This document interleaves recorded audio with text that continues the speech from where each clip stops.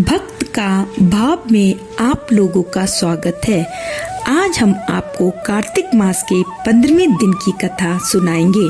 महाराज पृथु ने महर्षि नारद को श्रद्धा से प्रणाम कर कहा, हे महामुने, कार्तिक मास में भगवान विष्णु की पूजा का महात्म्य सुनकर मुझे बड़ा आनंद आया। हे ऋषिवर, अब आप यह बताइए कि इस माह में किसी अन्य देवता की पूजा भी होती है? यदि होती है तो उसका क्या विधान है? यह सुनकर नारद जी बोले, हे राजन, अश्विन शुक्ल पूर्णिमा को ब्रह्मा जी का व्रत, कार्तिक कृष्ण चतुर्थी को गणेश जी का तथा अष्टमी व अमावस्या को लक्ष्मी जी का व्रत किया जाता है। जो कुंवारी कन्याएं सुयोग वर की इच्छा से कार्तिक मास की चतुर्थी को गणेश जी का कर्क चतुर्थी व्रत करती हैं, उन्हें सुयोग वर की प्राप्त होती है। यदि विवाहित स्त्री इस व्रत को करे तो उसका सुहाग अटल रहता है। हे महामुने, कृपा कर यह बताएं कि इस व्रत के करने की विधि क्या है? राजा पृथु ने पूछा, राजन, व्रत करने की इच्छुक कन्या अथवा स्त्री को चाहिए कि वह प्रातः काल स्नान आदि से निवृत्त हो चंदन आदि से गणेश जी का पूजन करे, फिर सायकाल भी गणेश जी का पूजन करके चंद्रमा के उदय होने पर उसे अर्घ देवे, तत्पश्चात भोजन ग्रहण करें। हे राजन, सद्वा स्त्रियों को अपने सुहाग की रक्षा के लिए यह व्रत अवश्य करना चाहिए। अब मैं तुमसे इस व्रत का इतिहास कहता हूँ, ध्यान पूर्वक सुनो। नारद जी ने कहा, प्राचीन काल में भद्रावती नामक एक नगर में सुधर्मा नामक एक राजा था।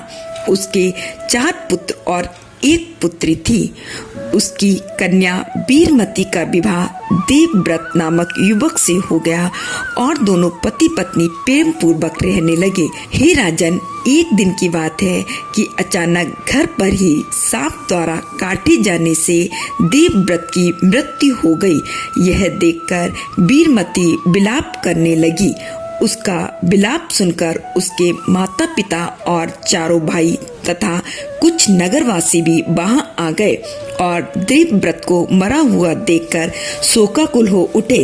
शीघ्र ही यह समाचार कि राजा का जमाता सबके काटे जाने से काल का ग्रास बन गया है पूरे नगर में फैल गया। उसी समय पुलस्त मुनि अचानक ही वहां आ पहुंचे और समाचार पाकर राजभवन गए। उन्हें देखकर राजा ने हाथ जोड़कर उनका अभिवादन किया और दुखी स्वर में बोले, हे महाराज, कौन से पाप कर्म से मेरी यह कन्या युवावस्था में ही विधवा हो गई? तब त्रिकालदर्शी महर्षि पुलस्त ने कहा, हे राजन, संकल्प लेकर भी तुम्हारी कन्या ने भगवान गणेश के व्रत की उपेक्षा की है, जिसके कारण यह वैधव्य को प्राप्त हुई है।